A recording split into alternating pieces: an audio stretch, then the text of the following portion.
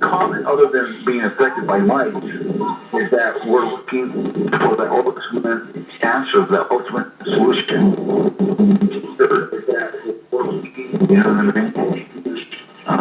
And I think that you are doing a great protocol as far as how it's been mentioned in James' book, which I have not yet to read, but to swim, that's something I haven't done, and I know that that would help break up at least their cycle of mating then. And the chlorinated water would at least get the water treading months off your body and kill them. Right. The objective is to eliminate the life cycle. Yeah. The more qualities, however you want to call them, that we're able to get rid of, the less egg laying that's happening. You know what I mean? We get bit. Obviously, they bit us to go back in and lay eggs. That means before that happened, they obviously had made it with another mite, which we can't feel nothing. And the only thing we can feel is when they bite us to go back in. And we can't even feel them eating us.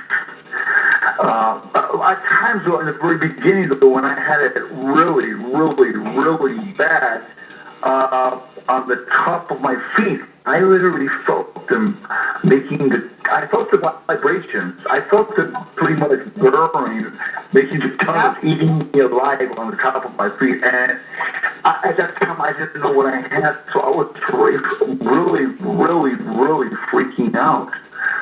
And my light at the end of the tunnel, I truly believe is moxidectin.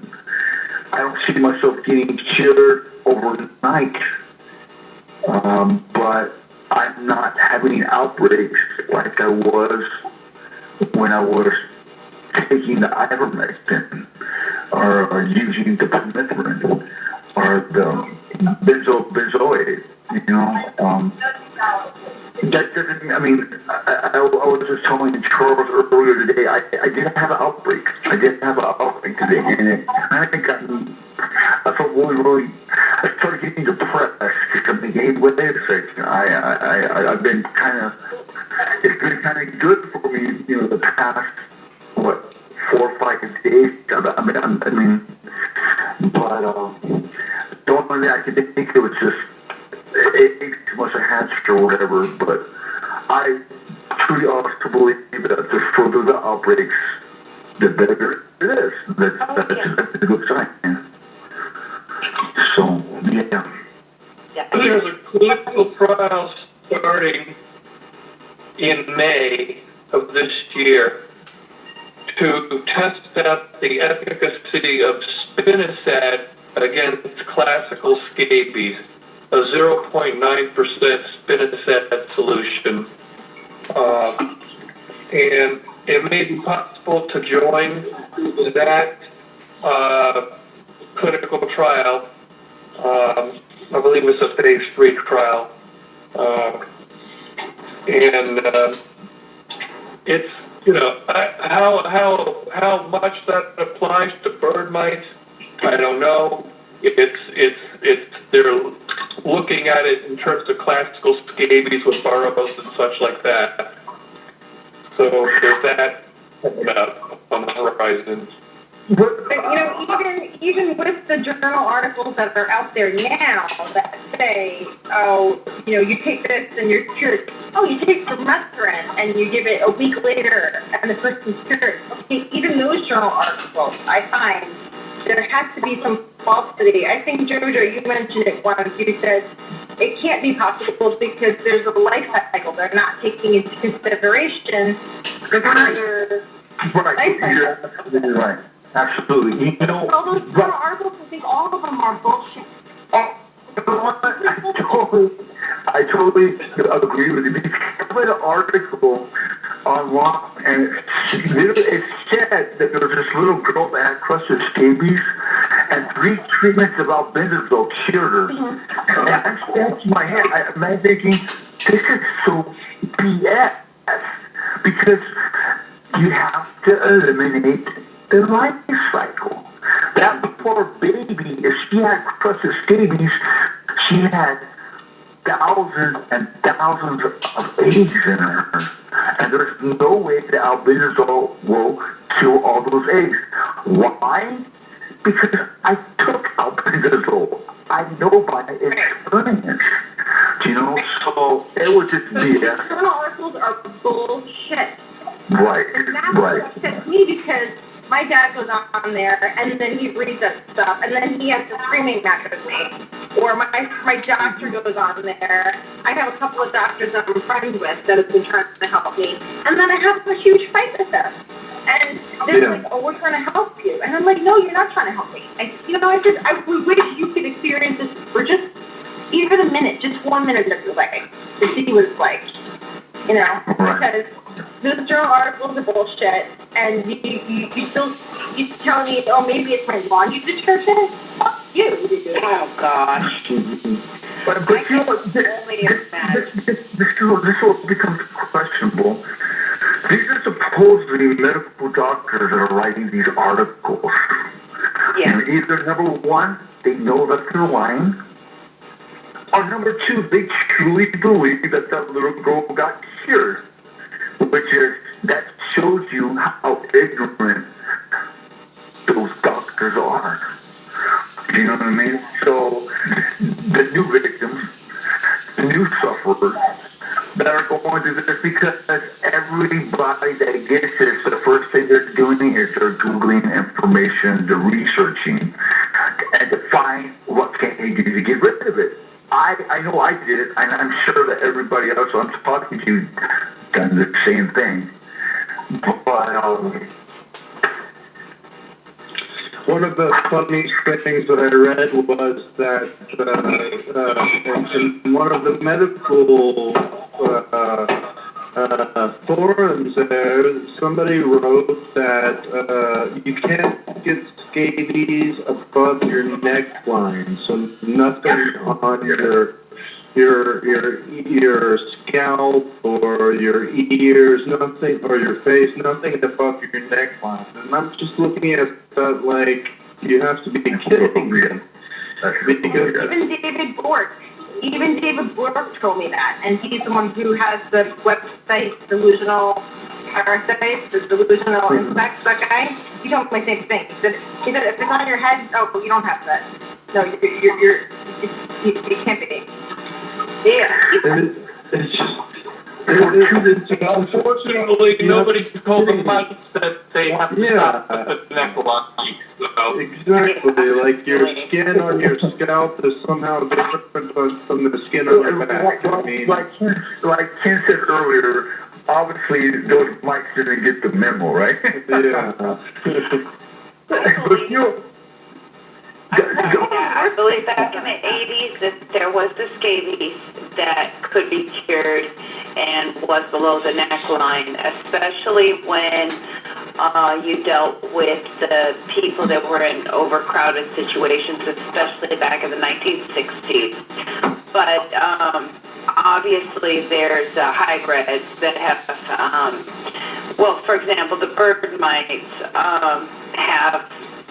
have been proven to live off people, and we find the red ones in our house and have taken them to, that's one thing we have done, to the local entomologist, and he printed us out a sheet after seeing what was on my mother with 3 different possibilities. One was scabies, one was bird mites, the other one was straw mites. I don't know if any of you have heard of a straw mite. I never heard of it, but I know that they have literally thousands and thousands and thousands and thousands and thousands of mites out there.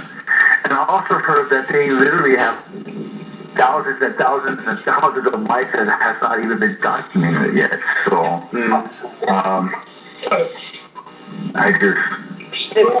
Straw mites are storage grain mites. Those are mites that are common in granaries.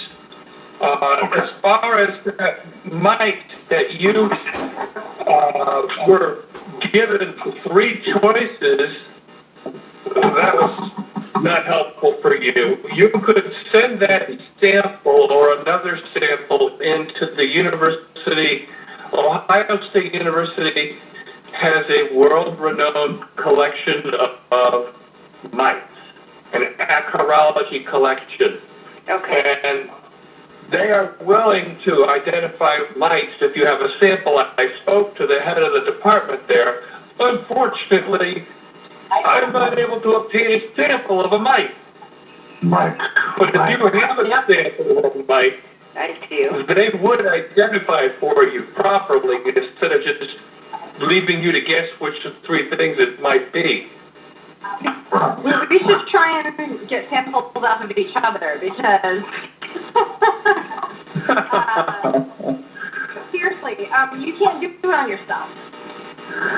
The ones that I wrote down before the phone call that people do speak of are bird mites and rat mites, and also a tropical rat mite.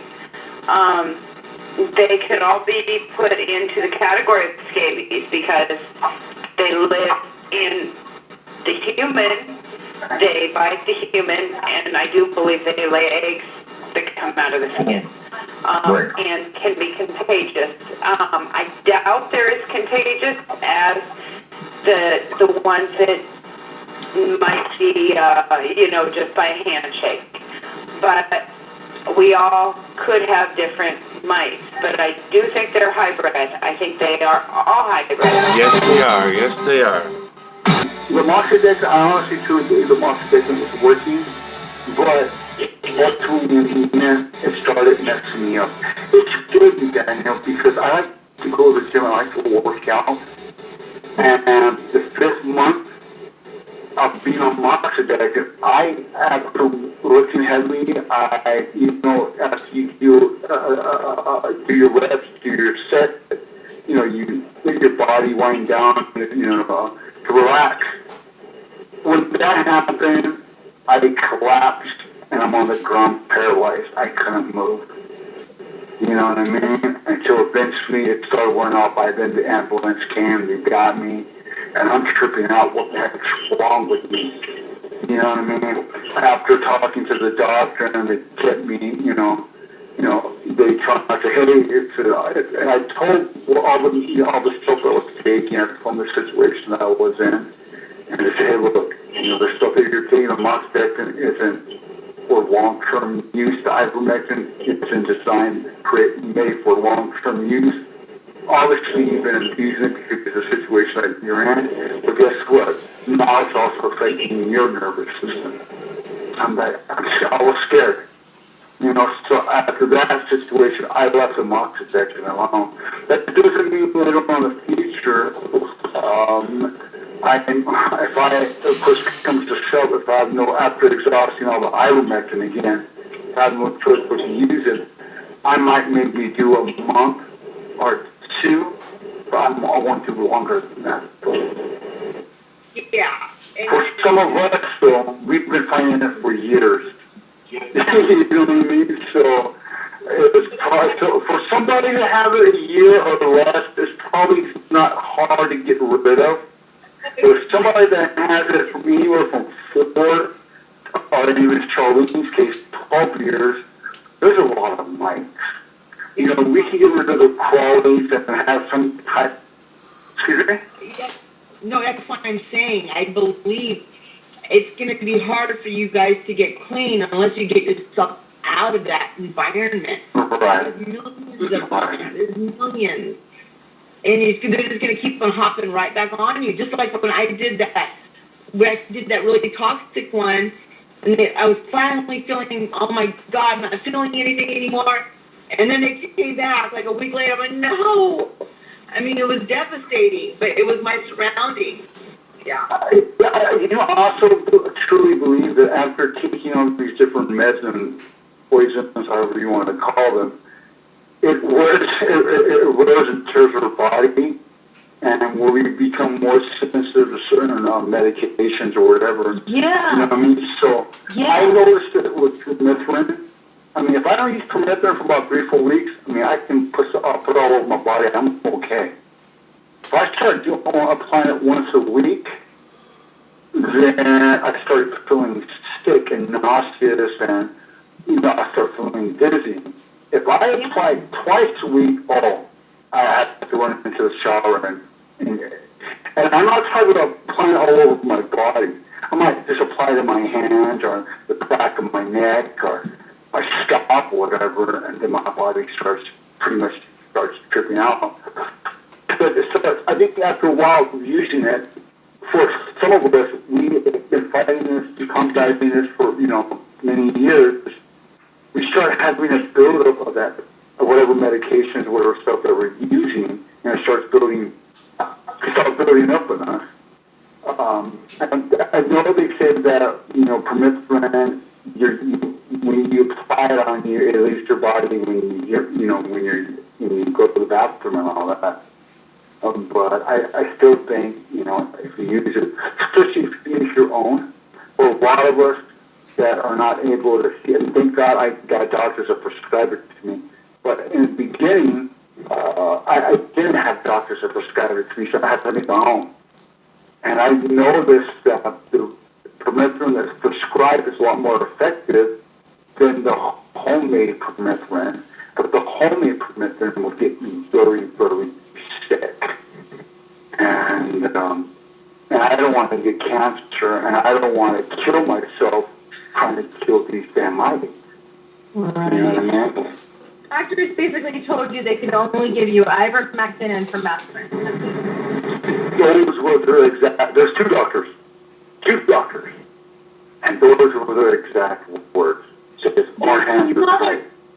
There's another type, there's a third type that you can get, but I can't think of what it's called right now, but you wear it for 3 days in a row. I couldn't use it, but maybe you guys could. Benzoic. The doctors did prescribe that to me, but the insurance won't pay for it. No insurance is going to pay for benzoic because it's a chemical. They don't pay for it. Yeah, I used Killage. I did work, but it was only temporarily. I took a new batch of eggs patch and just started all over again. You know what I mean? So That is the problem. Is there's a fucking eggs hatching and right. Everything started. Right. That's what's the problem. And that's see, this is the mess of. That's why the CDC needs to get involved, because see, the messed up thing about it is that the only available oral medications it only affects the adult mites.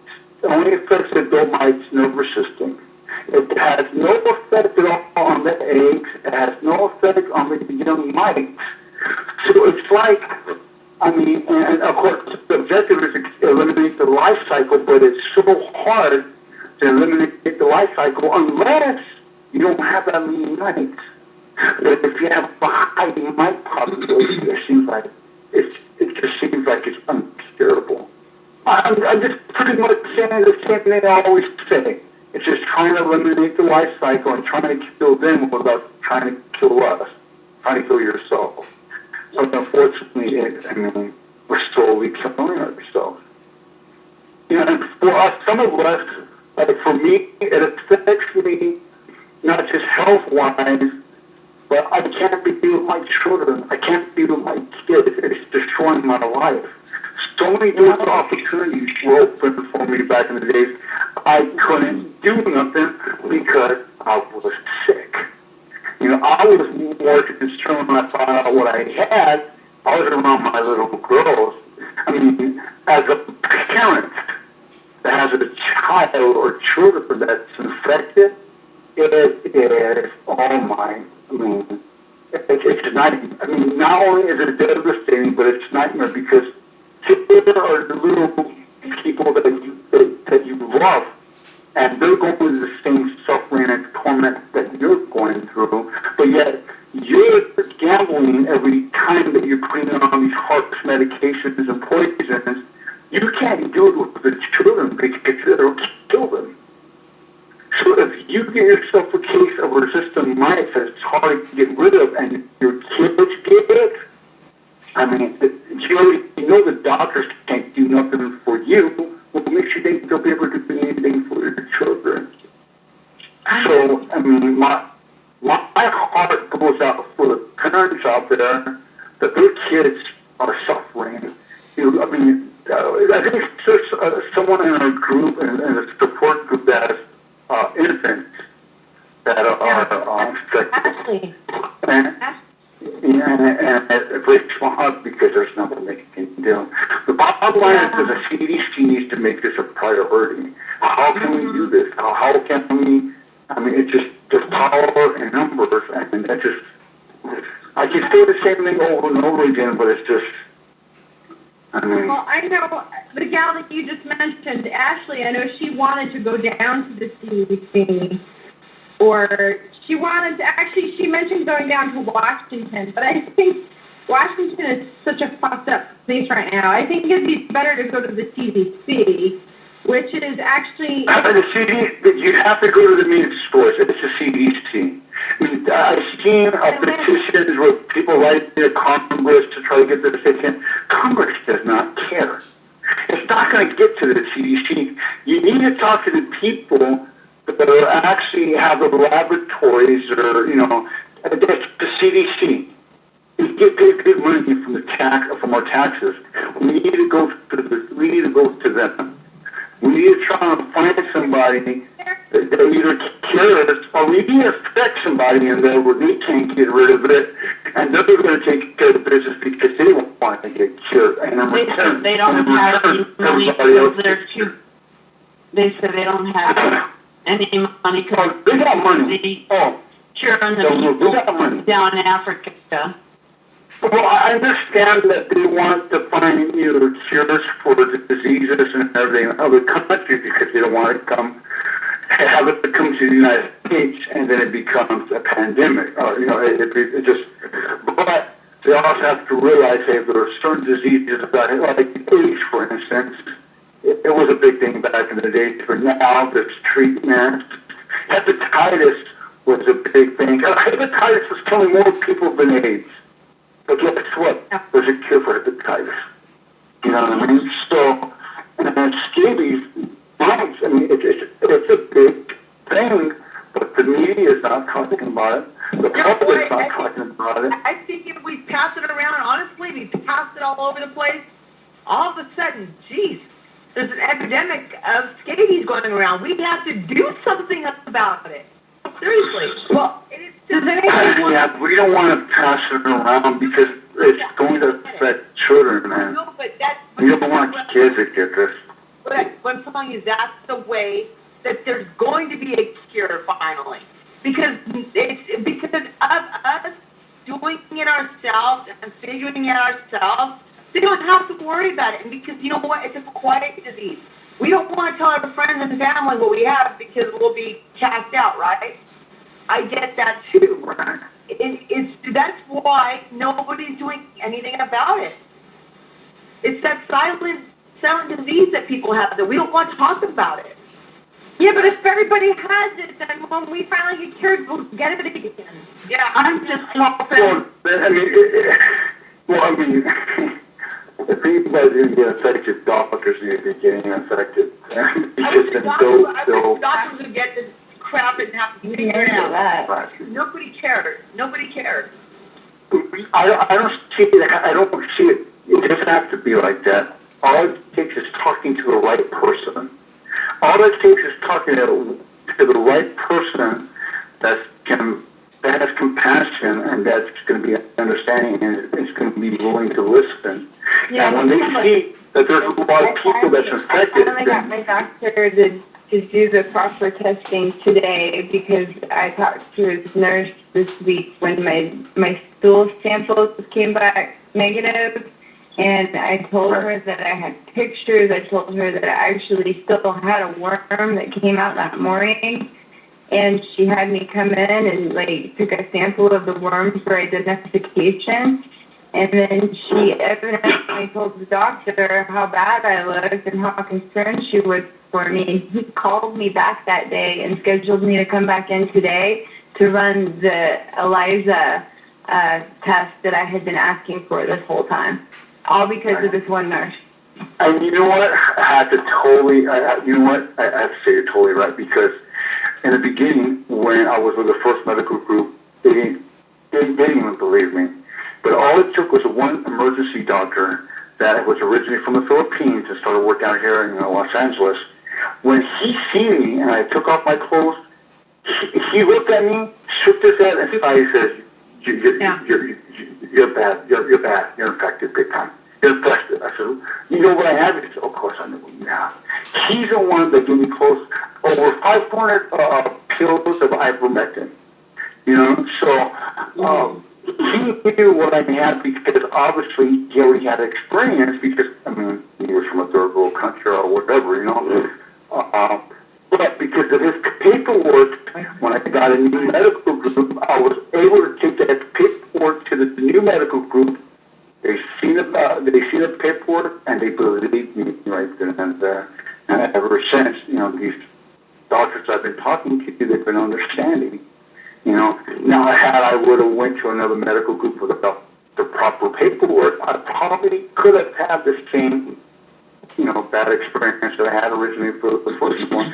These doctors don't have experience; they're ignorant. When I went to the just recently, you know, I had to go to emergency again and stayed overnight because they had to watch me because I don't make sense. A doctor, none of the people in that Kaiser. No one knew anything about ivermectin. And one girl, she in that Kaiser. No one knew anything about ivermectin. And one girl, she was an Asian girl, she says, "Well, how can you feel like this when all you did was just put it all over your body?" And I looked at her, I said, "Ivermectin is not topical. It's, you know, it's a pill. It's orally." She said, "Well, I don't think so, dear." She said, "Everything for this type of, for your situation, it's put on the skin." And right there, I knew this nurse didn't know what she was talking about. Well, it is topical. It doesn't like topical by the horse taste. Well, yes, but I ended up taking the ivermectin pills. You know, the doctors weren't educated, so I had to educate the doctors. Then they had to call the manufacturer. I guess they had a hotline or whatever, and then they told them pretty much what to do. You know, keep me under observation, and, et cetera. But the bottom line is, a lot of these doctors, they're ignorant, not probably by the choice, but because they're not educated and, in certain types of meds. Because when people go to the doctors, they think the doctors know everything. But guess what, people? Doctors do not know everything. I've watched in the medical system. The problem is here in the United States, they don't teach anything about parasites in medical school. I went to pharmacy school, which is very similar to medical school. And I have to admit, I was one of the ignorant people until it happened to me and I started researching. I'm like, holy shit. And then I find all of you guys and I'm like, really holy shit, because I've never seen or heard anything like this before. And I pretty much promise you that their curriculum is very similar to ours, in that I think we maybe talked about parasites one day for like 4 hours. And it was mainly based on parasites in Africa, like the African tsetse fly and river blindness and things like that. But it was never I'd never heard of strongboids, red worms, crisis scabies, ivermectin. Pharmacy school, they didn't teach us about ivermectin, bendazole, any of the antiparasitics, nothing. Maybe tapeworms. We learned about tapeworms. That was it. They don't know anything. They're ignorant. And the thing is they have a God complex where they think they know everything. And I think everybody is stupid. And if you're not them and you're not a doctor, and I'm a freaking doctor of pharmacy, pharmacy, and they still look at me like I'm stupid. And still, I started printing out paperwork and bringing it in and using these big words. And, you know, I've told them now up front, I'm like, look, I know you've never heard of this before. I know that they don't teach you this in medical school, but I research for a living. My decisions based on patient health care get held up in the court of law because I work for Medicare and Medicaid services. I know what I'm talking about. Please listen. And I had this today. This is just today, and the doctor finally looked at me and was like, "Okay," but he's trying to tell me I have pinworms.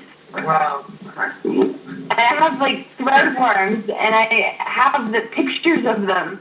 I brought them a sample yesterday, an actual thread worm wrapped up in a tissue, put it in a little file right there, and he's still telling me I have pinworms. Because that's all he's ever heard about. That's all he knows about. Pinworms. So, Sherry, can you talk about Doxy and how long does it take to work? Doxy and how long it takes to work. Doxy doesn't necessarily eradicate anything. Doxy kills the bacteria that is on the parasites that help them to reproduce. So that's the reason why, for the longest time, I haven't put on one antibiotic after another, until I had a sinus infection, put on steroids, then I got scabies. It wasn't really scabies, it was disseminated strongyloids from all the antibiotics they were giving me because I think I started out with disseminated candida in my sinuses and whatnot, and then the fungus attracts the parasites and yada, yada, yada. I was diagnosed with Crohn's 7 years ago. I think I've had strongyloids for decades. And then the mistreatment and the steroids and everything else is what made it disseminated, which is what caused my rashes, which I thought, and I think I had scabies at one point, but I think I had scabies in the mites because the strongyloids were suppressing my immune system and attacking parasites, so I did have scabies. And the permethrin, because my skin was peeling, it was a totally different rash than what I have continuously had now, which is what the strongyloids are. But the scabies, I think, came because the strongyloids were depressing my immune system, which is why I had an overgrowth of fungus and candida, and then that's how I ended up with crusted scabies. So the permethrin worked for the crusted scabies, but then I still had a rash, the crust and stuff went away, that part cleared up, but I still had this bumpy rash that, and then the pinpricks and the crawlers, and when I was put on, for the scabies, they put me on steroids, and it was after that, I thought my scabies were getting worse. What really happened is my scabies got better, but my strongyloids became disseminated. And so I confused the rashes, that I still have mites, but it was really strongyloids the whole time. And so that's the reason why, over the course of the last 2 years, when I'm, battling sinus infections and these horrible teeth aches and all of these other crazy things, which I think was really ultimately strongyloids, that, one thing would kind of work. It would make me feel better. And, vaginitis, I had, an itchy vagina for 2 years. I thought this guy gave me scabies. I think it was strongyloids now because my daughters have been having the same things for months. And it comes in colors because, we'll take some Flagyl. We'll tell you, you have vaginitis. Okay, take some Flagyl. Take some Flagyl, the symptoms go away. You stop taking Flagyl for a week or two and they come back. And the thing is that these things have so many different life cycles that one medication will work for one particular life stage, but then you still have the other ones running rampant. And the thing is, too, is that you start feeling a little better, and you're like, oh, okay, that worked. And then you stop taking it, and then, it blows up again. And I think that's the reason why a lot of us have had this perpetual, infestation, is because we need to attack them on all fronts, which means that we do need more than just one mode of anti-infective. We need to do topical, we need to do the antibiotic, we need to do the antifungal, we need to do the antiparasitical, just to address each life stage. And that's for strongoids, and quite honestly, my belief is that most of us do have strongoids or some other sort of major parasite that is suppressing our immune system, causing the topical rashes. Just because I hear so much that just it makes sense. That makes sense in the way that people are responding, or then, they think they're cured, and then it comes back. I don't think that anybody was ever really cured. I think that they were able to suppress a certain life stage. It got a little better for a while. You took care of yourself. You're on all these herbs. You're suppressing it. But then, once you start going back to your daily life, you think you're all better. They blow up again. Mm-hmm. So my question is this. I was told that with certain stages of the strongyloids that these veins come out of your skin and start crawling and walking around. Is this correct? I have not had that happen. I have topical rashes where it's really bumpy, and I get the pinpricks where there are no rashes. I get it's almost like a neuropathy, and if there's no rashes there, but then sometimes, I'll erupt somewhere with rashes, mainly my extremities.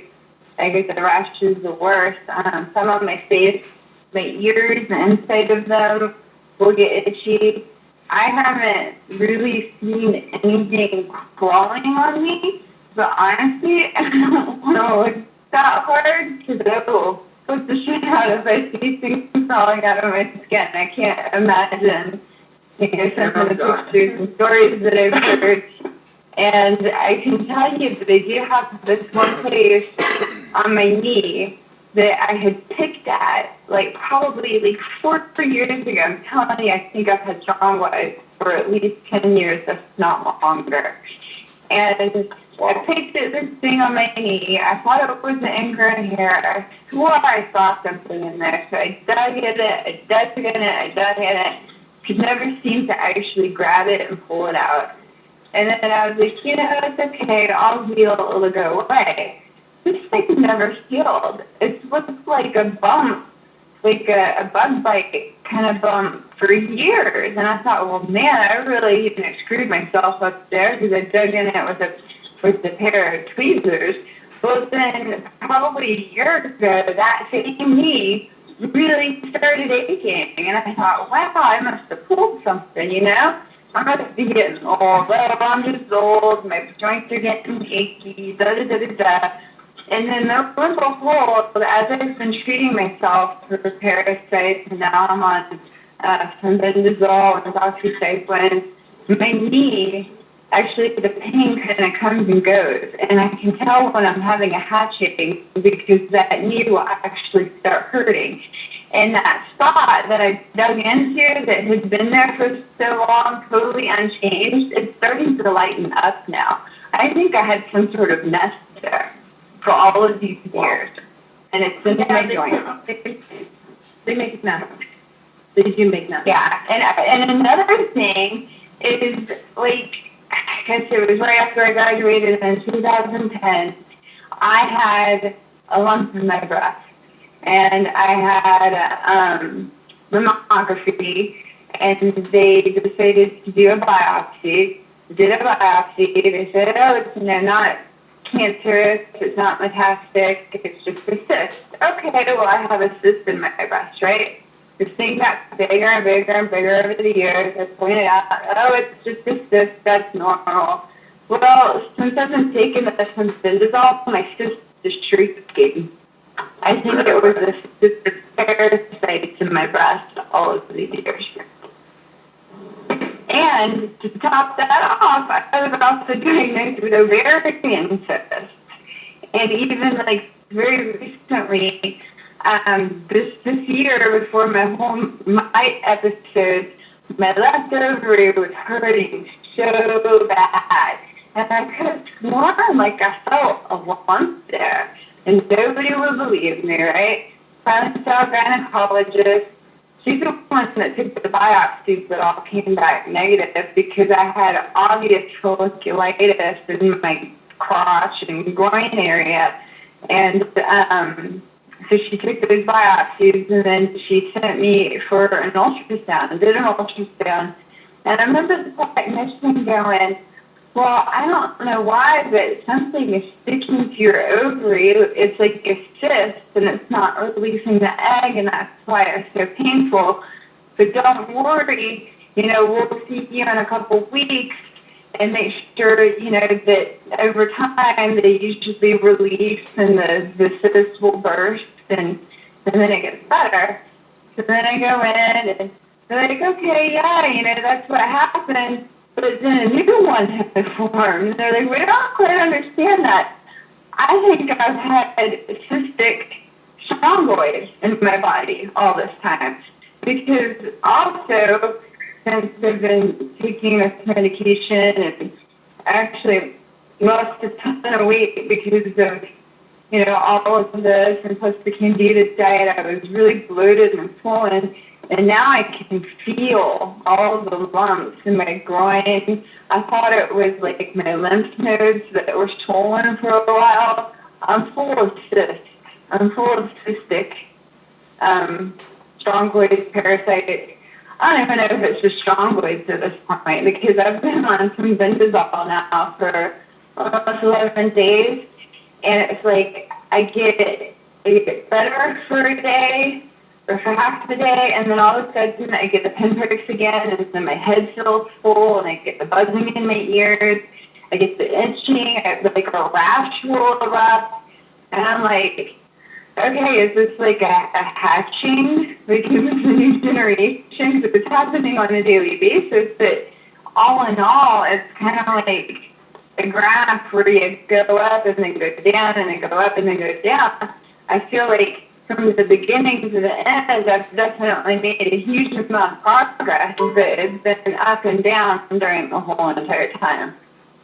Well, Shira, I appreciate all of your knowledge. You have so much knowledge, and Danny too. I really appreciate his knowledge. I do feel like, you probably, are really keyed into your system, and you do know what you have, and you have the strongyloids.